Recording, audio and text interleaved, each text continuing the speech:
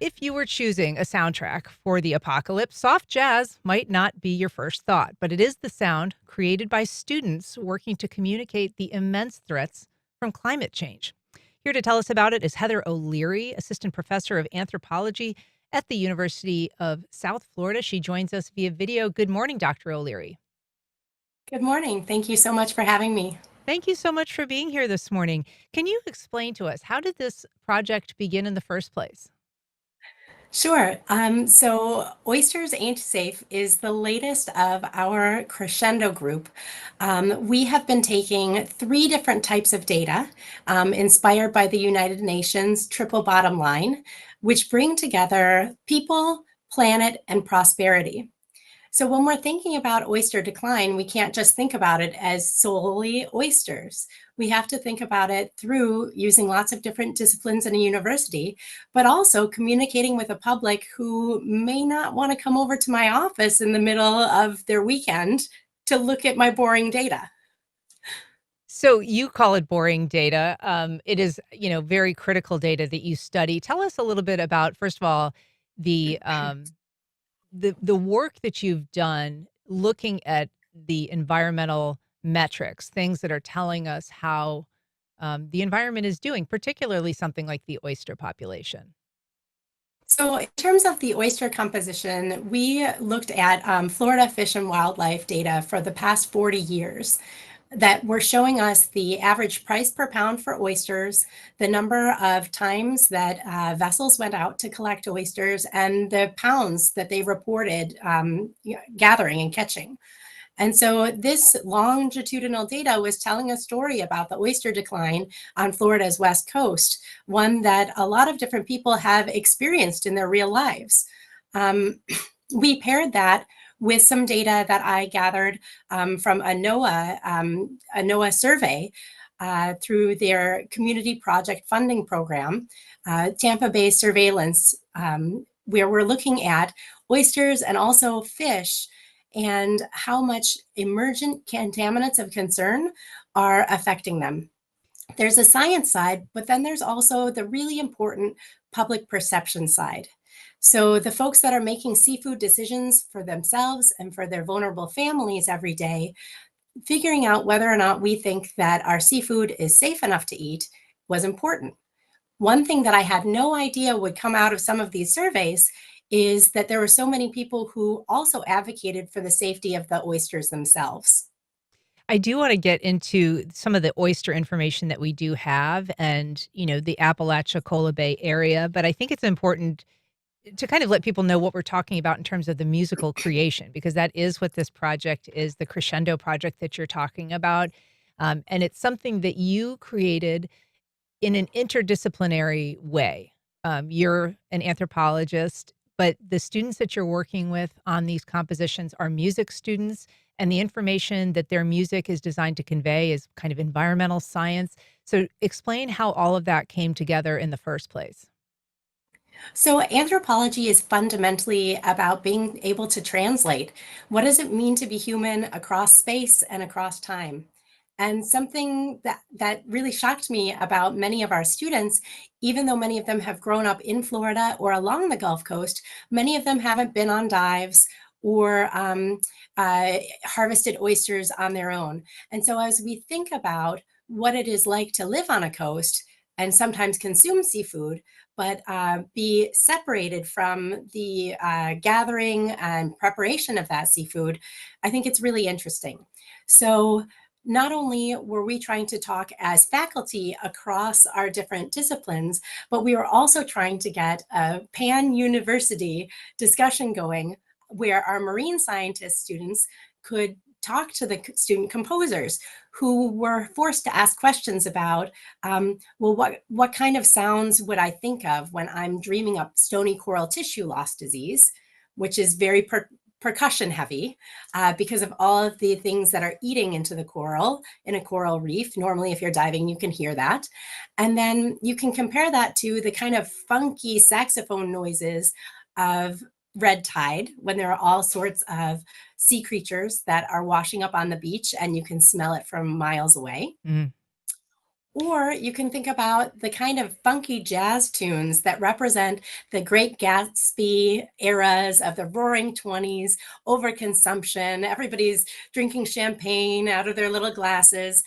But also in terms of thinking about it, jazz becomes very important when you think about the culture of the Gulf, thinking about the way communities speak to one another and spread those messages beyond their fishing villages, etc.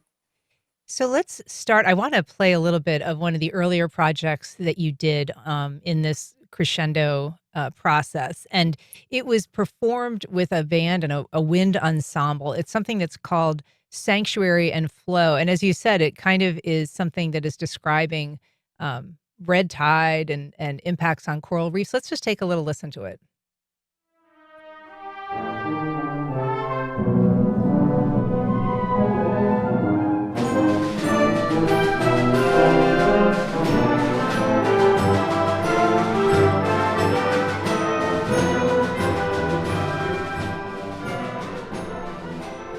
So there's a lot of sounds that we're hearing there. Are these sounds that the students themselves are scoring and coming up with? Are they working with you to come up with what something might sound like? Explain to us how this actually translates from the information that you've collected or that the students have found into something that's audible. So there's lots of different types of composing. Some is more subjective. You're thinking about the way a red tide might make you feel. And so it's like poetry. You're choosing the musical notes that are important in different ways. What we do is sonification, data driven sonification. And so we try and have a 1-to-1 ratio between the data changing and the sounds that you'll hear, so that this doesn't just become a song to convey something, but the students are truly learning how to do data literacy. And so they are grappling with the data in ways that they don't typically as music students. And the marine scientists are thinking about their own experiences through the power of music. And it's in these conversations that happen that we can really see patterns in data in different ways. So while I might be in the room, and same with Matt McCutcheon in music, we might be in the room to help guide conversation. But truly, this is all student run. And that band that you heard is also students. We thought that it would be a great start to start with symphonic band so that all of the K-12 schools, not just in Florida, but around the Gulf and around America, could request the sheet music and give it a try to play the data. Explain what sonification is, if you can, at the kind of the most basic level. Yeah, that's great. So, an easy way of thinking of sonification, many of us have been to a store on like our main street. Or when I started to get interested in this, I was doing my field work in India, where I've been doing ethnographic field work on water for the past 20 years.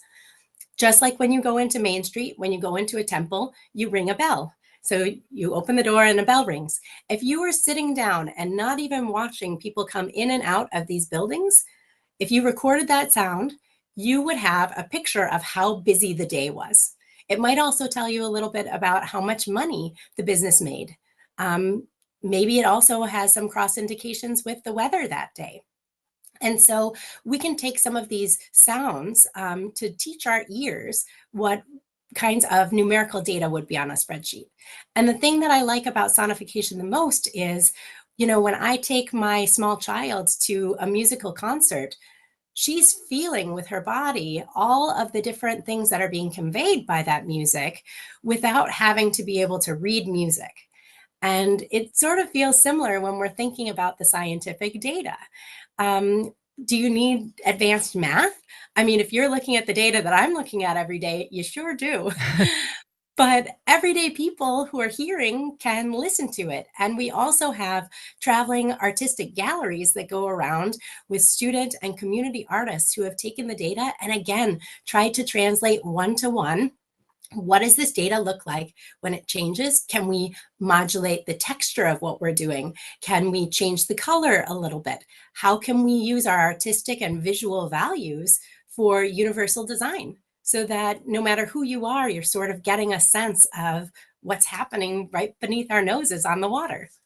If you're just joining us, we were talking to Dr. Heather O'Leary about her project, Making Music as a Warning About Climate Change. You can join our conversation by giving us a call at 904-549-2937.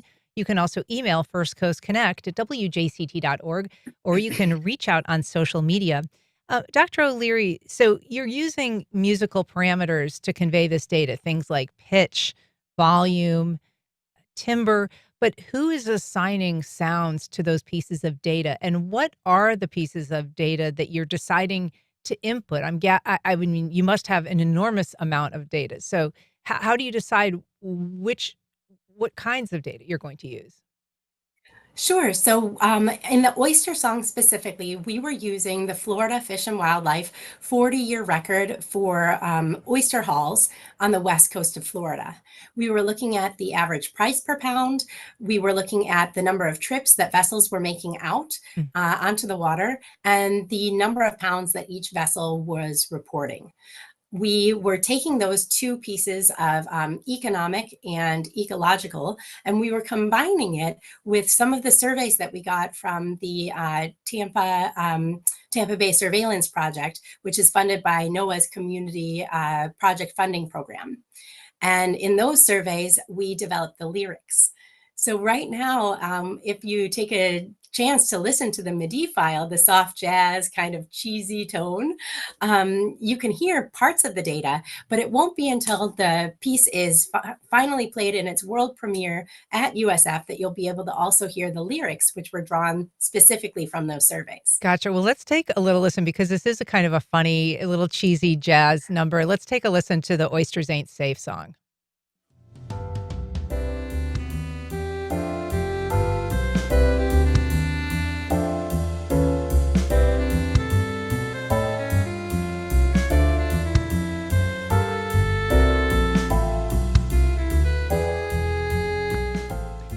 So again, that's the sonification of this project. The song is called "Oysters Ain't Safe." This will actually be performed in January. Is that right? With a live performance? That's right. Yeah.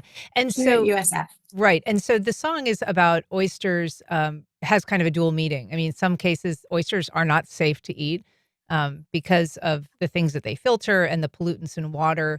Oysters themselves are also not safe in a lot of ways because they have been collapsing, particularly on the Gulf Coast of Florida. The whole oyster industry, but also oyster reefs. What is the current threat? Explain to us um, what is happening on the Gulf Coast to the oyster industry and the population. So we have to think about it in the three different ways. We have to think about it from a people, profit, or people, prosperity, planet perspective. Without these three things, we can't have sustainable ecological systems. And so we have to think, okay, well, planet-wise, with ocean acidification, that doesn't really harm the adult oysters as much as it harms their little babies who have much smaller shells and have to float around for a while until they can anchor themselves on some place to grow. Again, from the like physical biogeochemical perspective, we have a much different amount of water flowing in from river systems. So especially Apalachicola Bay, which used to provide between 10 to 20% of the nation's oysters and were lauded as some of the tastiest on the market, they experienced a lot of difficulty with their hauls and their harvests because oysters just love to be in brackish water. So they need a good mix of both seawater and also the fresh water coming from the river systems. And so when you have urbanization upriver or more damming in order to control the flow of the river, what sometimes happens when you're at the bottom of the pipeline is you don't get enough water to protect some of the interests like the oyster industry. Yeah, and we Now, know. Oh, I'm sorry. I was just going to say we know that the Apalachicola Bay is kind of at the back end of a water system that begins in Georgia, and there's been a lot of battles over the years about how much water is flowing into the bay and whether it's sufficient. Yeah, several years ago when I worked on an OECD and Global Water Partnership report that was presented to heads of state at the World Water Forum. In that report, we had to choose the 32 biggest hotspots for looking at these issues, and Appalachia Aquifer and Bay, that came to one of the top of our lists. So it's really incredible that we've got some of these issues operating right under our noses. Many Floridians might not know and understand the impacts that upstream river systems can have on our own local economies. We do know that there's, in addition to water supply, there's, threats from climate change in terms of, the temperatures of the water, weather events that are connected to a warming planet, pollutants in the water. Um, all of that led to really the wholesale collapse of that Apalachicola Bay oystery, I guess you'd call it, or the reef system there. And they basically suspended harvesting oysters from that area for, I believe it was 5 years back in 2020. Is that right? That's right. I think that they are due to open up in 2026. Yeah, and so that is happening with some, optimism that the system there has recovered enough to allow for recreational to some degree and again, kind of restaurants to collect oysters there to sell, and a lot of people are looking forward to that, but not everybody's sure that it's healthy enough to sustain, a reopening. Have you any sense as to whether it's going to be able to bounce back after this 5-year hiatus? I do not have a crystal ball, Mhm. but I am an optimist. So I'm hoping that as we move forward with opening some of these sanctuaries, that Apalachicola Bay follows some of the other oyster population bounce backs that we've seen in other areas of the nation. So I'm hoping that we end up being another success story. But as an anthropologist, I also know the power of culture. I know the power of communities talking together. And when communities are able to participate with policymakers, decision makers at whatever scale they can, we end up having a much richer way of modeling. So that's I think, one of the biggest threats to science right now is that without good science communication, talking to people in communities, and the second half of that science communication, which a lot of people forget, being good listeners Mm. in order to take the everyday expertise of people who might not have a science degree, but know that water even better than any scientist ever could. It's in taking into account their instructions, their observations, and their gut feelings that we can start to build better models in order to inform the policy so that we don't make errors like opening up systems too fast or for even more haulage than we think is possible. So it's really delicate to manage fisheries and natural wild spaces. But the more we are able to talk together, the better. And I think that programs like NPR and public media allow us to have those community conversations. Right now, you guys listen to the oyster music and hopefully heard some patterns and would love to tell me more about those patterns so I can make better scientific models. You mentioned optimism, and I've seen you in another interview talking about radical optimism. Can you sort of explain why you think that's important in the field that you're working in, and how kind of opening the conversation, opening the door for people to engage with some of these difficult pieces of information, difficult science, why that's important? Absolutely. So, being an interdisciplinary scientist means that you're not just having your ears buried below water all the time, but that you're also being able to listen and see things from other people's point of view. Dr. Catherine Wilkins here at USF is the one who introduced me to the concept of radical optimism. And essentially, this is to say that we can't just be overwhelmed all the time by some of the more dour news about the environment. And if the only time that we're talking about the environment is in this like very somber, nervous, pessimistic way, people will tune out.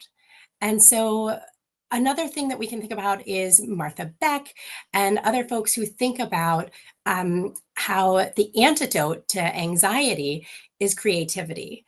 And as an anthropologist, I would also add it's creativity together. Um, so it's in these moments where we think about playing with the data and making it into colors and shapes and figuring out which kind of instrument sort of sums up what's happening there. You don't have to have a music degree.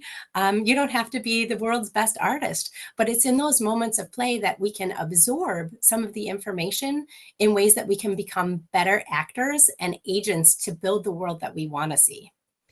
Tell me a little bit about what science diplomacy is. So essentially, science, when it exists in a vacuum, it's not very effective. So when we try and be science communicators, we're trying to help the world know and understand what we've learned. When it comes to science diplomacy, it's reaching across barriers and saying, let's work together. So when I've been tasked with being the representative of anthropology on the International Science Council, the ISC, and going to the United Nations first water conference of my entire life. They hadn't had one in like 30, 40 years.